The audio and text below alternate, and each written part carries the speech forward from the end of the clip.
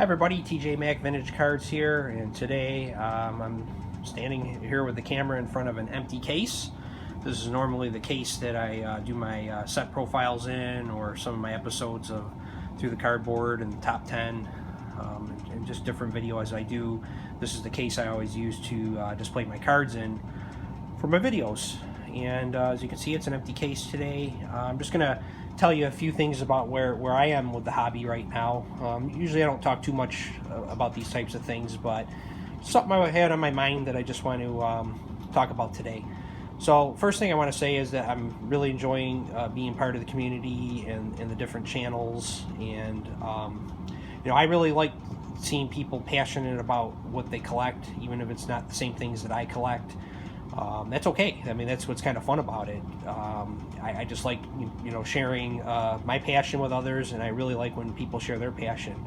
So I look at, different things I see, like, Scott with Reindeer Studios with his beautiful artwork. I like watching that, and Ed, Angry Old Man, with his TTM videos, or Jake Ticket Leprechaun with all his set builds, or Cy Guy 29, what he does with his little series, crafting cards, showing off the different things that he has. David M. just with his magazines. I mean, there's just so many things out there. Vintage Card Steve with just the great cards that he shows. There's just so many people that are passionate about what they collect, and I just enjoy watching the different videos that people have, and I get excited for them when they get things, and I just really am enjoying myself in the community. So where I am at with my collecting is, as everybody knows, I primarily just have graded cards. I have probably a couple thousand card graded card collection. I don't have much else outside that other than some sets and binders. And I'll talk more about that in another video, why I do what I do. But one of the big reasons is I just like to have a managed, organized collection. I'm just real big on when obviously if something ever happens to me someday or whatnot, my collection would be really easy to move and turn over, and that's important to me because I wouldn't ever want to leave my family with a lot of things that they wouldn't be able to necessarily manage. So the graded cards is just a good way for me to handle that. And I just I've had some experiences in the past when I bought raw years ago, and I've been doing this for over 20 years, and when I was inexperienced at it, I got burned sometimes, and just have my reasons for why I do it the way I do it. But that doesn't mean that I don't enjoy all the other ways people collect as well. So so with that, what I've been doing is this market's been kind of crazy, and I had some cards that were outside of the years that I primarily collect, which is pretty much 1989 and back. To probably the 1930s. I don't have anything before that. That's really the main era that I like. And we all, again, have limited budgets, so we just try to focus where we can.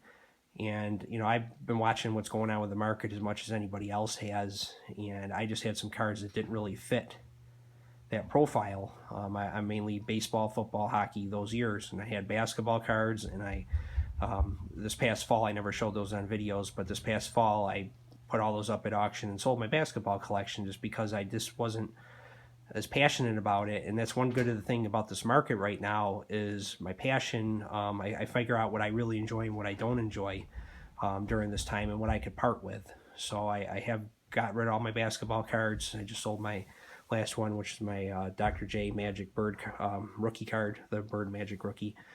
And then I sold just a bunch of cards that were outside of 1989 afterwards, and then some like Flair and Donruss cards between 86 and 89, and then I sold some football cards as well, some 89 or 88 Topps PSA 10s. I had a PSA 10 Rice and Steve Young, and I don't really collect 10s. I mean, it's not really what I'm into, but when I was buying them back then through Four Sharp Corners, they were just so cheap. I mean, I got the Rice for like $17. I mean, the prices were just so cheap. Why would I not buy a 10?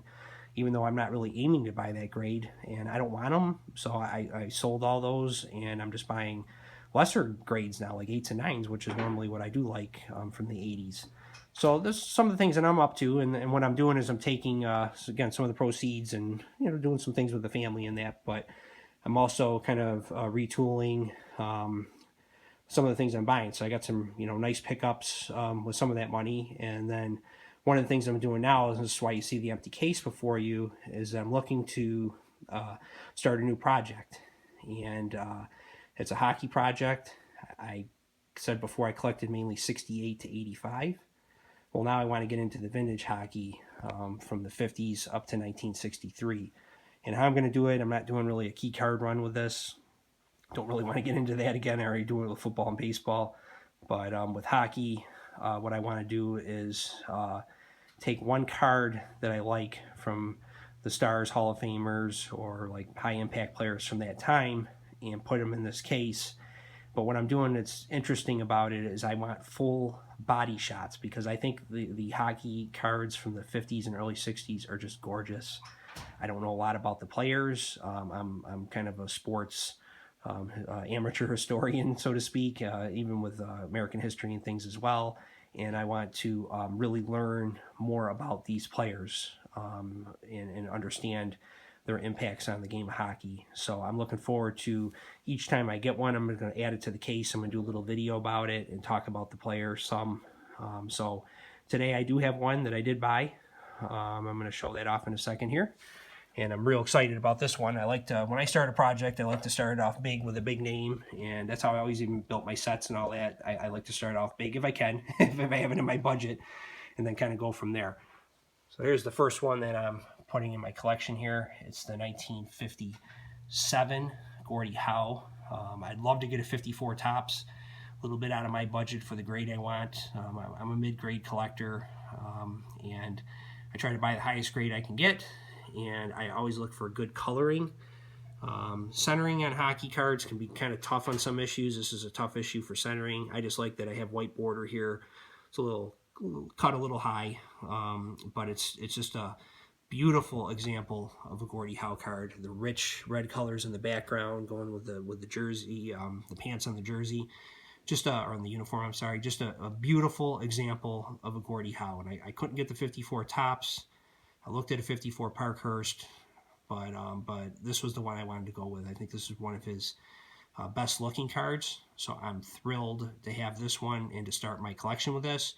I do SGC and PSA primarily, mostly PSA, but I am not afraid to buy SG holders. I don't really care about the holder as long as it's a reputable company, and if I can get a discount by buying a different holder, I will do that. So I'm thrilled with this one. I'm not going to talk much about Gordie Howe today. I'm going to do a different video on him later on with some of the other cards I have of his from later years. But he was a 6-time Hart winner, 6-time Hart as MVP award, 6-time Art Ross Trophy winner for leading scorer. He won 4 Stanley Cups. I saw the other night Marcus Foligno of the Wild had a Gordie Howe hat trick, which was a goal, a fight, and an assist. And some say that Gordie Howe still was the best player of all time, just because he was probably a more versatile player than Wayne Gretzky was. He certainly played for a long time, but he could do a lot of things. There wasn't too much Gordie Howe couldn't do on the ice. I don't know if he was better than Gretzky. Doesn't really matter, but he's still one of the all-time greats. When you're called Mr. Hockey, that tells you something. So I'm just absolutely thrilled to add this to my collection. I'm going to, each time I get a card, I'm going to do a video, and I'm going to put the card in there, and I'm going to tell about the player as we go along. I already have a couple more coming in. And I'm just so excited about this project and researching it, because I want to have, again, full body shots of all the players if I can do it. And I think it's going to look so sharp in a case when it's done. So that's all I really have to say that's on my mind today. I just want to thank everybody for all the continued support. I'm loving being part of this community. I'm very much enjoying looking at the videos. And the ones, like I said, that I watch the most are those that are passionate about the hobby and really enjoy it, no matter really what they're collecting. So thank you for your time, and we'll talk again soon.